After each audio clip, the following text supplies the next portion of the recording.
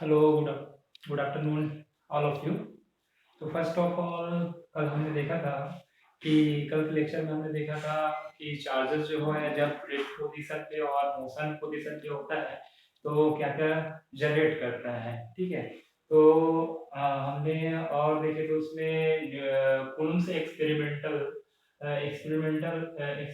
को एनालिसिस करने के लिए हमने पहले उसको देखा था कि न्यूटन्स लॉ को उन्होंने बेस बनाया था। ठीक है। तो उसके अकॉर्डिंग उन्होंने एक्सपेरिमेंट किया और उन्होंने क्या किया, चार्जेस को एक सेट के फॉर्म में लिया। तो आज हम डिस्कशन करेंगे कूलम्ब्स एक्सपेरिमेंटल एनालिसिस। ठीक है। तो कूलम्ब्स ने किस प्रकार से एनालिसिस किया, तो हमने कल देखा था जो फॉर्मूला है हमारे पास G equal to F is equal to या F G is equal to आया था हमारे पास capital G m1 into m2 upon R square. ठीक है। हम इस फॉर्मूला को इसको बोल सकते हैं रेफरेंस फॉर्मूला। इसी को हम क्या लिया गया था, कूलम्ब्स ने इस फॉर्मूला को आधार लिया था अपने एक्सपेरिमेंट के लिए। ठीक है।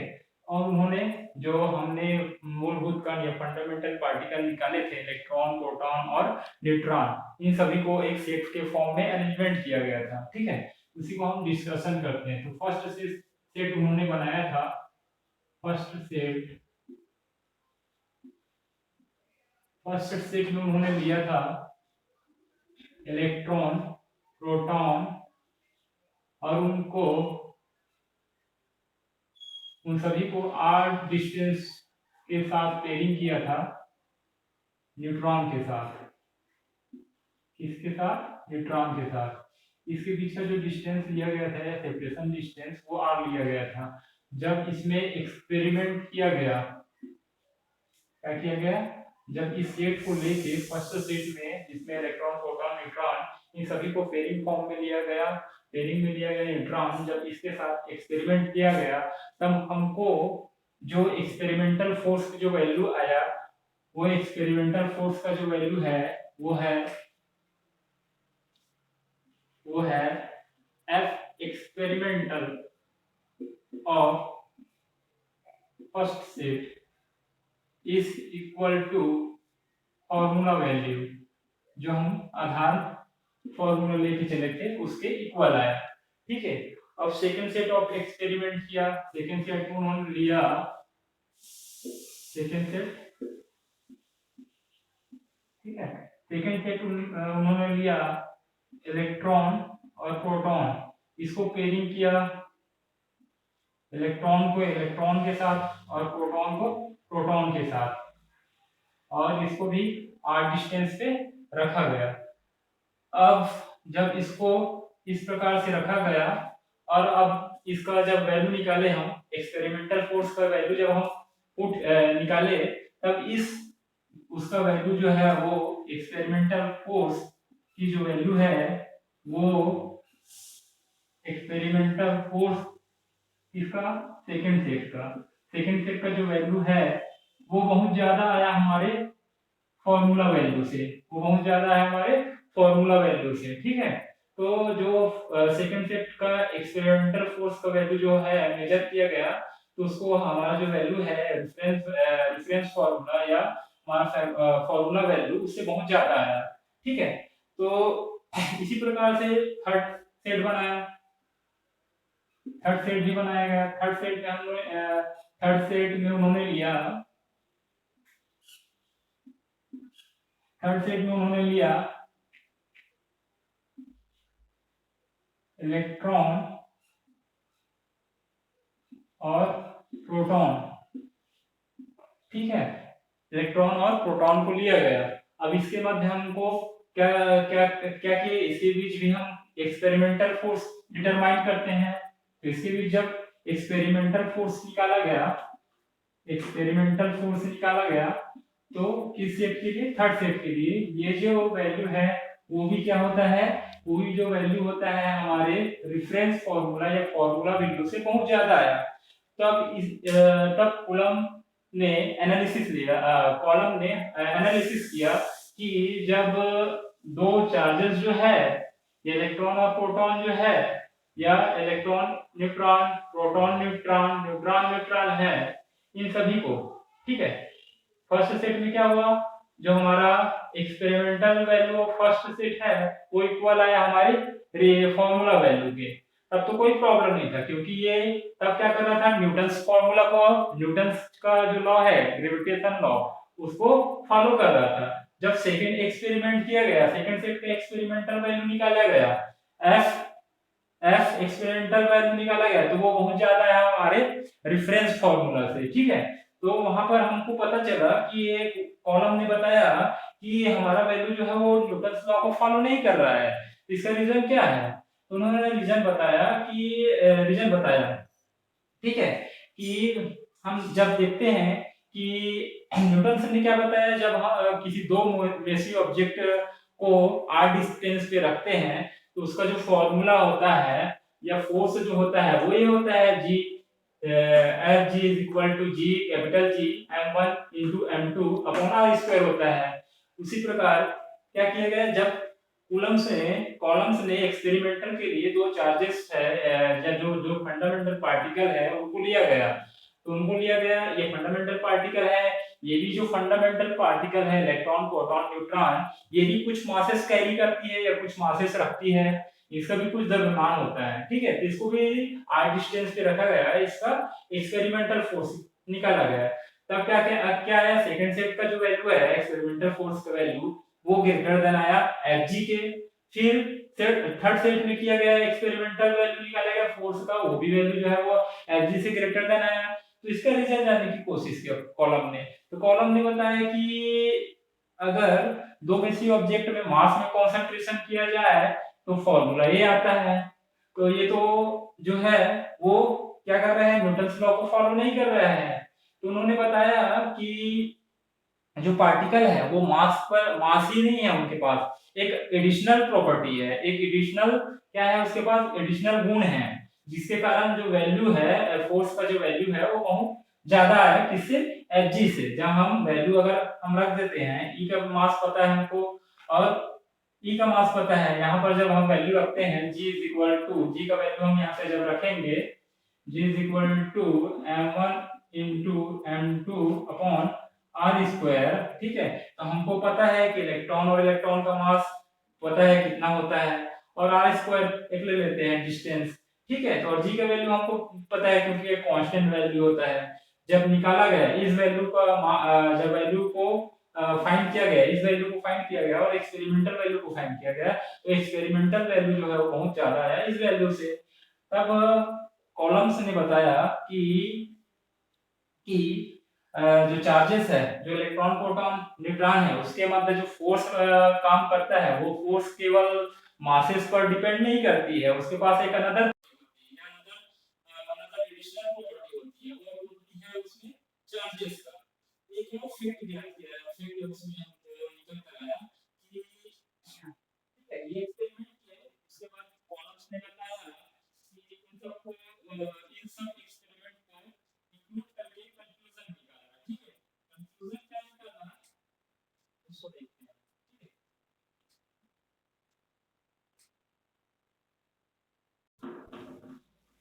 कंक्लूजन ये निकाला कि जो हमारा second set of experimental force था, सेकेंड सेट का एक्सपेरिमेंटल फोर्स था, उसका वैल्यू जो है हमारे एक्सपेरिमेंटल वैल्यू ऑफ सेकेंड से थर्ड सेट, ये दोनों का वैल्यू भी क्या आ रहा था, इक्वल आ रहा था। बट जो नेचर था, हम सेकेंड सेट में क्या लिए थे, हम सेकेंड सेट में इलेक्ट्रॉन और इलेक्ट्रॉन लिए थे और प्रोटॉन लिए थे जब एक्सपेरिमेंट किए। तो और थर्ड सेट में क्या लिए थे, इलेक्ट्रॉन और प्रोटॉन लिए थे। तो अगर इसकी नेचर की बात करते हैं, जिस प्रकार से न्यूटन्स लॉ में, न्यूटन्स फॉर्मूला में Fg का वैल्यू जो है वो G m1 into m2 upon R square आता है। तो इसमें अगर हम इसमें फोर्स की नेचर की बात करें, तो नेचर इसमें क्या ऐसा होता है, नेचर जो होता है फोर्स का नेचर होता है अट्रैक्टिव। कैसा होता है, अट्रैक्टिव, मतलब फोर्स का नेचर कैसा होता है, आकर्षण बल वाला होता है, ठीक है। फोर्स का जो नेचर होता है वो अट्रैक्टिव होता है।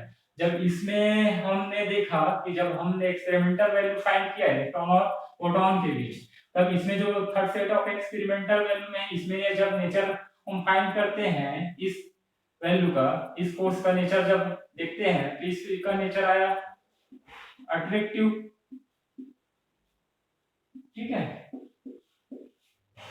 उसी प्रकार से हम जब third set of second set of experimental में देखते हैं एक्सपेरिमेंटल फोर्स का नेचर, तो इस फोर्स का जो नेचर आया वो आया रिपल्सिव, रिपल्सिव नेचर का। मतलब इसमें जो फोर्स है वो प्रतिकर्षण बल लगता है। ठीक है, कौन सा बल? प्रतिकर्षण बल, प्रतिकर्षी होता है, मतलब प्रतिकर्षण बल। ठीक है, प्रतिकर्षण वाला नेचर होता है। इसमें कैसा अट्रैक्टिव, आकर्षण का नेचर होता है। ठीक है, इस प्रकार से बताया गया। ठीक है, अब इसमें ये उन्होंने कंक्लूड किया, बताया कि जो ये फॉर्मूला और ये फॉर्मूला है वो दोनों डेविएट कर रहा है, मतलब न्यूटन के लॉ को वो फॉलो नहीं कर रहा है। तो उन्होंने बताया कि जो चार इलेक्ट्रॉन प्रोटॉन के बीच जब हम फोर्स का वैल्यू निकालते हैं तो उसमें एक एडिशनल चीजें आती है। एडिशनल चीजें क्या आती है? उसमें चार्जेस होती है। चार्ज होने के कारण जो फोर्स का वैल्यू है वो बहुत ज्यादा होता है। ठीक है, उसके कारण क्या होता है? फोर्स का वैल्यू जो है वो बहुत ज्यादा हो जाता है। ठीक है, ये निकाला। तो उन्होंने कहा apart from the mass,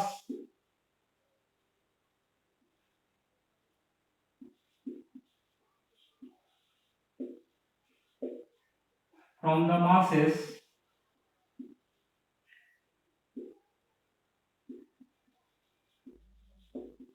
there must be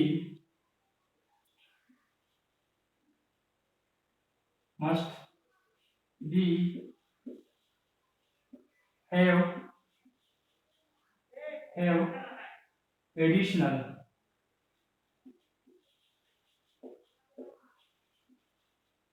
property।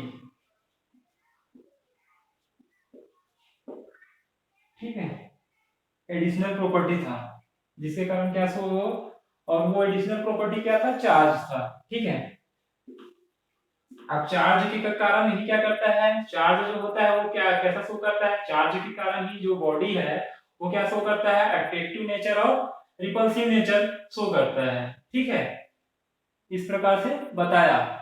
ठीक है, अब आगे चलते हैं इसी में हम। तो उन्होंने बताया,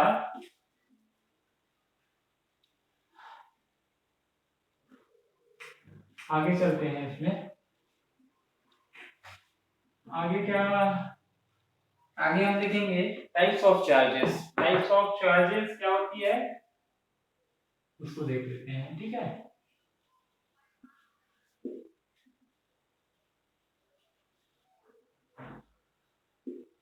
चार्जेस का टाइप बताया। तो टाइप ऑफ चार्जेस सब जानते हैं। एक्चुअली दो प्रकार की चार्जेस होती है, एक पॉजिटिव नेचर की चार्जेस होती है और एक नेगेटिव नेचर की चार्जेस होती है। ठीक है, अब चार्जेस जो है वो हमेशा जो नेचर में कोई भी चीज क्या होता है? पेयर के फॉर्म में मिलता है। जिस प्रकार से ह्यूमन बीइंग की बात करें तो जिस प्रकार से हम क्या बोल सकते हैं, चार्जेस है, ये पॉजिटिव चार्ज बोलते हैं इसको। ठीक है, पॉजिटिव बोलते हैं। आप पॉजिटिव चार्जेस क्यों इसका नाम दिया गया, और इसको बोलते हैं हम नेगेटिव चार्जेस। ठीक है, नेगेटिव चार्ज और पॉजिटिव चार्ज। ठीक है, इसको किसने दिया? इसको दिया बेंजामिन फ्रैंकलिन ने। फ्रैंकलिन ने, ठीक है, इसने बताया कि चार्जेस को बताया कि चार्जेस जो है वो दो प्रकार से होते हैं, एक पॉजिटिव चार्ज और एक नेगेटिव चार्ज। अब इसको पॉजिटिव क्यों कहा गया, नेगेटिव क्यों कहा गया? ये तो एक नेम है कि उसको पॉजिटिव दे दिया और एक नेगेटिव दे दिया गया। अब कुछ एक्सपेरिमेंटल किया गया होगा, कुछ ऐसा कि इसमें पॉजिटिव, इसकी प्रकृति कुछ अलग हो या इसका जो नेचर है वो अलग शो करता रहा होगा। नेगेटिव है, इसका भी नेचर शो एक अलग करता होगा। जैसे हम मेल और फीमेल जस्ट लेके चलते हैं। जैसे हम बोलते हैं कि ये मान लो मेल है और ये फीमेल है। तो इसी प्रकार से अब क्या करते हैं, जैसे अब मेल को बोलते हैं कि मेल का प्रॉपर्टी जैसे रहते हैं, मेल का उसके अंदर कैसे होते हैं, हम कैसे कैसे जानते हैं कि अगर किसी लड़के को डिफाइन करना होता है तो बोलते हैं हम उसका पहनावा ओढ़ावा देखते हैं, पहनावा ओढ़ावा देखते हैं, बॉडी लैंग्वेज देखते हैं, उनका बॉडी कैसे होता है, हम उसको कैसे पहचानते हैं, एक तरह से उसके बॉडी लैंग्वेज से पहचानते हैं, है ना। और उसके इंटरनल जो बॉडी से है उसके थ्रू हम जानते हैं कि ये मेल है। और उसमें कुछ ऐसी ऐसी उसमें कुछ प्रॉपर्टीज होती है या गुण होते हैं, जैसे बोलते हैं कि कुछ जैसे कुछ मर्द को दर्द नहीं होता है, लड़कियां जो है वो रोती है, ठीक है, और रोती है, और लड़के अगर रोने लग गए तो बोलते हैं लड़कियों की तरह रो रहा है, ठीक है। और लड़के जो होते हैं बाहरी काम में एक्सपर्ट होते हैं, लड़कियां हैं जो है वो घरेलू काम के लिए एक्सपर्ट होते हैं। तो इस प्रकार से उसको क्या कैटेगराइज किया गया। ऐसा नहीं है कि हम इसको मेल और फीमेल ऐसा भी हम उल्टा कर सकते हैं, बट इस प्रकार से लिया गया, ठीक है। इसी प्रकार से ह्यूमन ह्यूमन नेचर को भी डिफाइन किया गया, ये मेल होगा ये फीमेल होगा। अब कौन बताए इसको तो पता नहीं है, आप लोग रिसर्च करके बताएंगे, ठीक है। मेल और फीमेल कैसे होता है, क्या होता है, किसने बताया, ठीक है। इस प्रकार से बेंजामिन फ्रैंकलिन ने बताया कि पॉजिटिव चार्ज और नेगेटिव चार्ज जो है वो दो प्रकार की चार्जेस होती है। अब दोनों को क्या करते हैं हम, चार्जेस जो है वो किस प्रकार से, जब क्या करता है जब क्या करते हैं हम, फर्स्ट देख लेते हैं, जब क्या होता है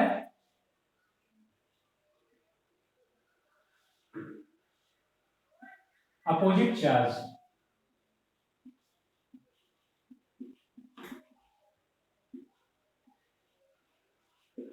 अपोजिट चार्ज को क्या करते हैं, एक दूसरे से आर डिस्टेंस पे रखते हैं, ठीक है।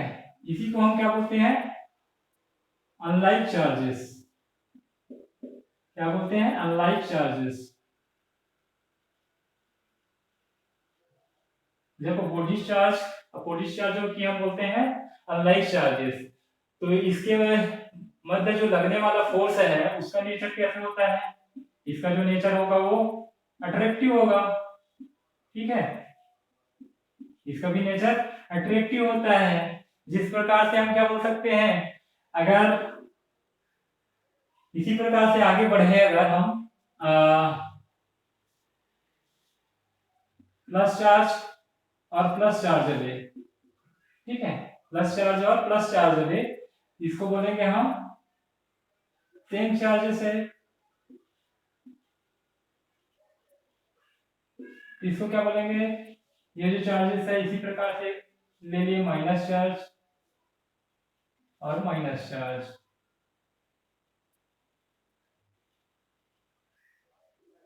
ठीक है। ये भी सेम चार्ज है, इसको बोलते हैं लाइक चार्जेस,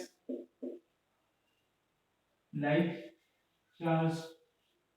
तो इसके बीच जो नेचर होगा, इस फोर्स का जो नेचर होगा वो कैसा नेचर होगा, रिपल्सिव होगा, रिपल्सिव नेचर होगा। मतलब इसमें फोर्स कैसा लगेगा, प्रतिकर्षण बल लगेगा, इसमें कैसा फोर्स लगेगा, आकर्षण बल लगेगा, ठीक है। जिस प्रकार से हम बोल सकते हैं कि अगर मेल और फीमेल में जब मैरिज होता है तो हम क्या करते हैं, मेल और फीमेल, ठीक है, इसमें कौन सा फोर्स को बता सकते हैं हम लोग, इसका जो नेचर होता है उसको बोल सकते हैं हम अट्रैक्टिव नेचर का होता है। अगर अगर बोले कि फीमेल और फीमेल का करे, क्या करे, फीमेल और फीमेल करे, तो इसका नेचर की, अब नेचर की बात करें तो इसमें कैसा होगा, मेल और मेल की बात करें, अगर इसमें फोर्स की बात करें तो इसमें फोर्स कैसा होगा, रिपल्सिव फोर्स काम करेगा। तो इसमें क्या काम करेगा, रिपल्सिव फोर्स काम करेगा। तो रिपल्सिव नेचर का होगा, इसमें कैसा काम करेगा, अट्रैक्टिव काम करेगा।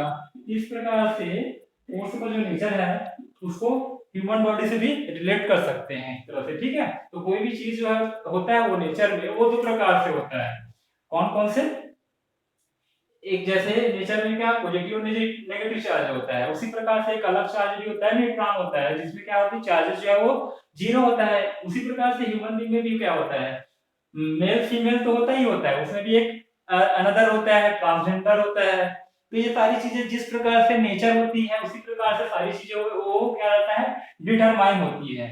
ठीक है, इस प्रकार से जो है वो चार्ज होती है। अब चार्ज में इंपॉर्टेंट देख लेते हैं कुछ कुछ चीजें।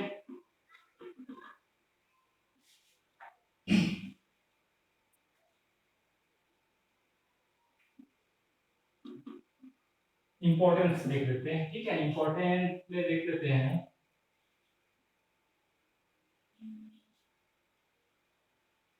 क्या क्या है इंपॉर्टेंस में देख लेते हैं। चार्ज जो होता है, चार्ज का एसआई यूनिट क्या होता है, एसआई यूनिट चार्ज का एसआई यूनिट देख लेते हैं। इंपॉर्टेंस ऑफ चार्ज,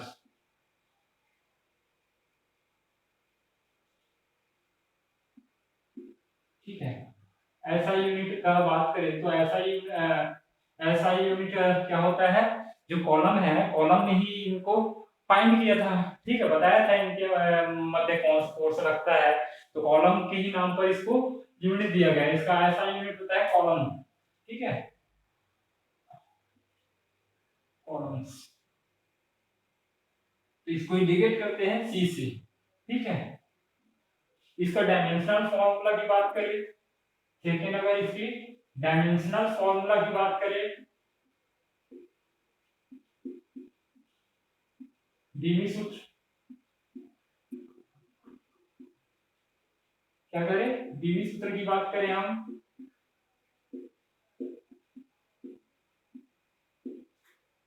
तो इसका डीवी सूत्र क्या होगा, इसको हम कैसे फाइंड करेंगे, किससे डिराइव करेंगे। जैसे आपने 11th में पढ़ा होगा कि जो करंट का फॉर्मूला क्या होता है, करंट इज इक्वल टू क्या होता है, आप लोगों ने 11th में पढ़ा होगा कि क्या बोलते हैं, विद्युत जो होता है वो आवेश प्रवाह की दर को विद्युत कहते हैं। उसी प्रकार क्या बोलते हैं, करंट जो होता है वो rate of flow of charge होता है, rate of flow of charge होता है। तो I is equal to Q upon T होता है। इसको यहां से हम निकाल सकते हैं, Q इज इक्वल टू क्या हो जाएगा, Q is equal to I और T। ठीक है, I को हम लोग ले सकते हैं, I जो होता है एक फंडामेंटल है, यूनिट है, फंडामेंटल क्या बोल सकते हैं, फंडामेंटल एक मेजरमेंट क्वांटिटीज है। ठीक है, तो I का क्या होता है, यूनिट एम्पियर होता है, और टाइम का सेकंड ले लेते हैं, 1 सेकंड और 1 एम्पियर, तो आएगा हमारे पास 1 कॉलम। ठीक है, अब इसका डायमेंशनल फॉर्मूला की बात करें तो डायमेंशनल हमारे पास m जो है वो क्या है, 0 है, लेंथ भी हमारा 0 है, क्या क्या आया, टाइम आया। ठीक है, एम्पियर आया और टाइम आया। ठीक है, ये होता है डायमेंशनल फॉर्मूला किसका, चार्ज का। ठीक है, थर्ड देखिए, अगर चार्ज चार्ज है वो क्या है, स्केलर क्वांटिटी है, क्या है, स्केलर क्वांटिटी है, स्केलर क्वांटिटी है। जब इसको एडिशनल लेते हैं, जब इसको ऐड किया जाता है तो कैसे ऐड किया जाता है, जैसे जिस प्रकार से हम लोग क्या करते हैं, अंक को ऐड करते हैं, उसी प्रकार से इसको भी ऐड करते हैं। तो इसको चार्ज जो है वो स्केलर क्वांटिटी है, चार्ज जो है वो क्या है, स्केलर क्वांटिटी है। ठीक है, इसमें आप कुछ चीजें देख लेते हैं, जैसे चार्ज जो है वो क्या है, जैसे ए चार्ज में 1 मिली कॉलम में कितना कॉलम होता है, 1 मिली कॉलम में 10 की पावर -3 कॉलम होता है। ठीक है, 10 की पावर -3 कॉलम होता है, और एक माइक्रो कॉलम में 10 की पावर -6 कॉलम होता है। अगर इसी की बात करें, एक नैनो कॉलम में कितना कॉलम होता है, 10 की पावर -9 कॉलम होता है। ठीक है, एक इंपॉर्टेंट चीज इसमें पूछ लिया जाता है, सीजीएस पद्धति में कॉलम का यूनिट क्या होता है, सीजीएस पद्धति में, सीजीएस पद्धति में। ठीक है, सीजीएस यूनिट क्या होता है, तो सीजीएस यूनिट जो है वो होता है, इसमें फोर्थ ले लेंगे, सीजीएस यूनिट क्या होता है, इसका स्टेट कॉलम होता है। ठीक है, स्टेट कॉलम, स्टेट कॉलम या इसी को बोलते हैं ईएस, इसी में या ईएसयू भी होता है, ESU. 1 ESU is equal to क्या होता है, 1 ESU इज इक्वल टू होता है 3.6 इंटू 10 की पावर माइनस 10 कॉलम। ठीक है, एक चीज पूछ लिया जाता है कि चार्ज का सबसे स्मॉलेस्ट यूनिट क्या है। ठीक है, स्मॉलेस्ट यूनिट क्या है, smallest unit of charge, smallest unit of charge क्या होता है, इंपॉर्टेंट है इसका। ठीक है, ये कभी कभी थ्योरी में पूछ दिया जाता है, तो ये इसका स्मॉलेस्ट यूनिट ऑफ चार्ज जो होता है, चार्ज जो होता है वो फ्रैंकलिन में होता है। ठीक है, फ्रैंकलिन क्या होता है, Franklin, smallest unit of charge होता है वो फ्रैंकलिन होता है। ठीक है, ये कितना कॉलम होता है, 3.36 कॉलम होता है। 6 अगर देखें तो लार्जेस्ट यूनिट ऑफ चार्ज देखें, लार्जेस्ट यूनिट ऑफ चार्ज देखें तो ये होता है फैराडे। तो ठीक है, फैराडे होता है, क्या होता है, फैराडे होता है। इस प्रकार से होता है, SI यूनिट होता है, कॉलम होता है, डायमेंशनल फार्मूला अपना होता है L0 a की पावर 1 LT1। ठीक है, चार्ज जो है वो स्केलर क्वांटिटी है, 1 माइक्रो कॉलम में 10 की पावर माइनस 3 कॉलम होता है, और मिली कॉलम में 10 की पावर माइनस 3 कॉलम होता है, माइक्रो में होता है 10 की पावर माइनस 6, और नैनो में होता है 10 की पावर माइनस 9 कॉलम। ठीक है, और फैराडे जो होता है, CGS यूनिट होता है, स्टेट कॉलम होता है। ठीक है, स्मॉलेस्ट यूनिट होता है फ्रैंकलिन होता है, और लार्जेस्ट यूनिट होता है फैराडे। तो फैराडे, और एक फैराडे में कितना, एक फैराडे में 96,500 कॉलम होता है। ठीक है, इतना बड़ा लार्जेस्ट यूनिट है जो है वो न्यूमेरिकल में यूज नहीं होता है। ठीक है, तो सारी चीजें जो है वो मिली कॉलम, मैक्रो कॉलम और नैनो कॉलम में चार्जेस जो है उसका वैल्यू आती है। ठीक है, आगे हम नेक्स्ट लेक्चर में देखेंगे। ठीक है, अगर आगे क्या करेंगे हम नेक्स्ट लेक्चर में देखेंगे आगे। तो आपको वीडियो अगर अच्छा लगी होगा तो लाइक कर दे, चैनल को और सब्सक्राइब कर दे, और इस वीडियो को शेयर कर दे। Thank you, have a nice day.